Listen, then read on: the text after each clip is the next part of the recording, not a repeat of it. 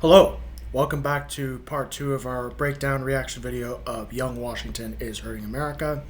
If you haven't checked out part 1 that I uploaded yesterday, that is now on the channel, so you can watch it at your own leisure.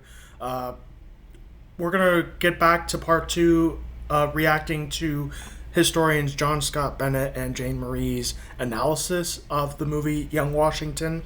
The link to the original video will be in the description below of this channel, Founding Father Stories, so you can watch it without my reaction.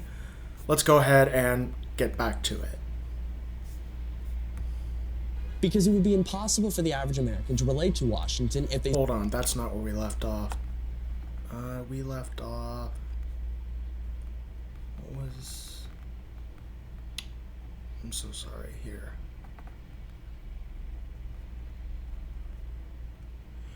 There we go, this is the one. As if the audience would be too dumb to put it together. Consumption. But perhaps the most egregious example in the film is when we are introduced to the main antagonists, the French. Not only do we have to be told that they are evil, despite no portion of the film ever supporting this claim, but Washington has to be told by the By the way, they did actually use the term consumption for tuberculosis back in the day. King that they are cannibals. I'm sorry, what? They eat people.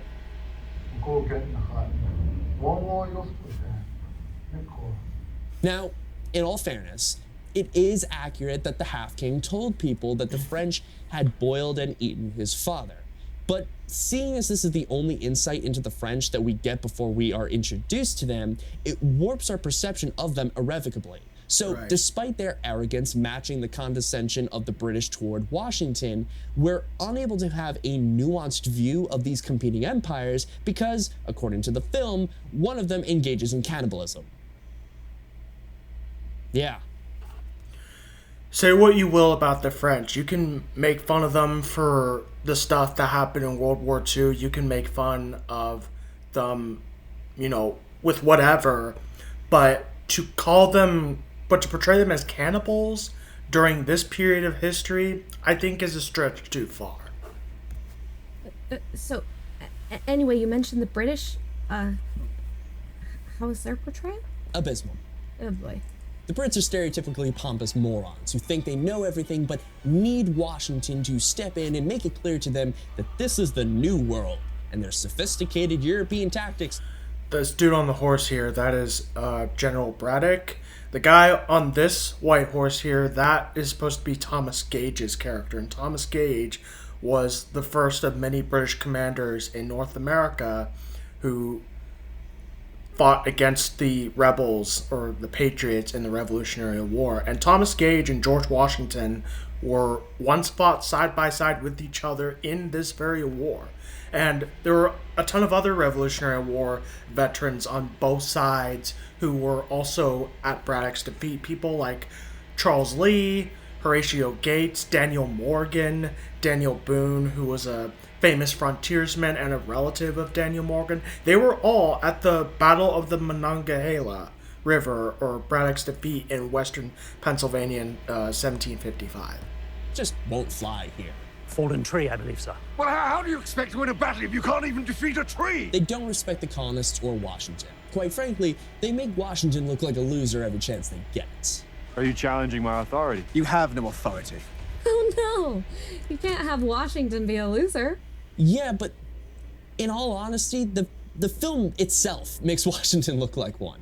He loses out on getting a good commission, so he becomes a surveyor. He allows the confrontation to take place. I mean, he literally became a surveyor in the first place because he couldn't go to college or afford college, which was grammar school in England after his father suddenly died in 1743 when George Washington was 11 years old. Between his troops and the French, which turns into the Battle of Jumonville Glen. Right. This failure compounds with the failure of Fort Necessity and the death of his friend Christopher Gist. Christopher Gist didn't die during the French and Indian War. He died towards the very end in around 1759.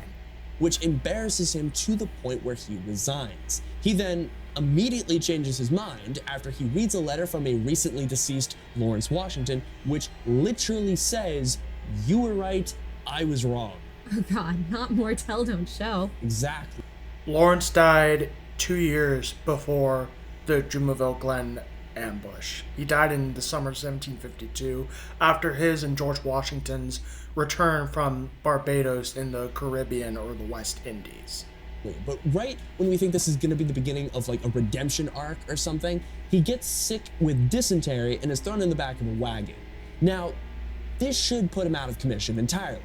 But then he awakens to find himself in the middle of a French and Indian ambush. The Battle of Monongahela, right? Yep. And let me tell you, this is when George Washington becomes Rambo. 1980s Rambo?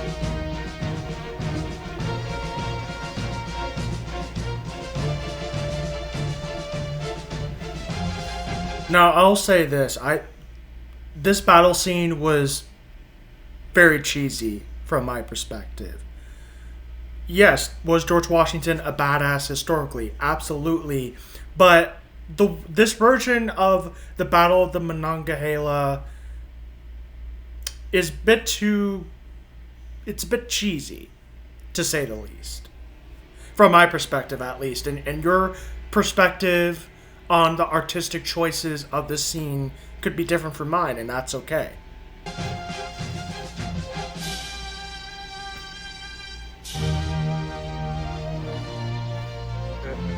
I don't think he did that in real life.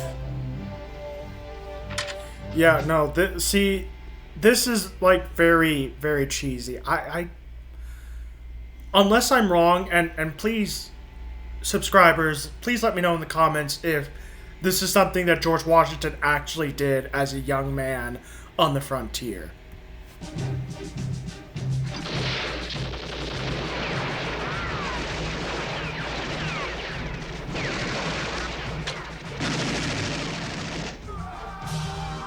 Oh my god, it looks very cheesy. John Rambo? And Wyatt Earp.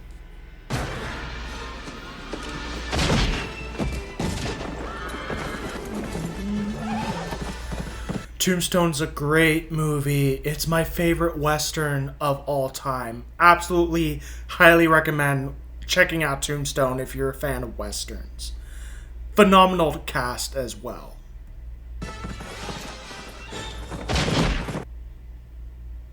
If you don't understand conflict, Oh my you're God. very easy to manipulate. I apologize about that. I don't have the premium.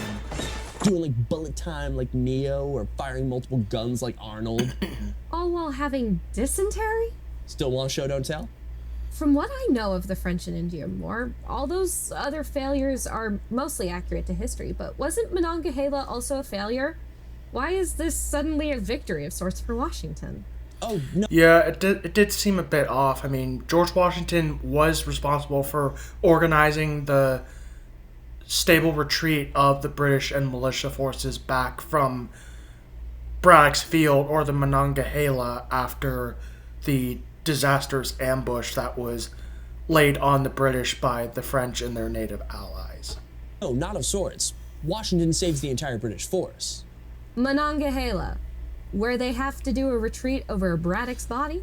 Metaphorically and literally. He didn't want a retreat to occur, but upon his death, they had to bury him unmarked in the middle of the road so that their retreat would cover up his grave to prevent desecration. Overall, Monongahela was a massacre. Out of 1,300 soldiers, the British suffered 1,000 killed, wounded.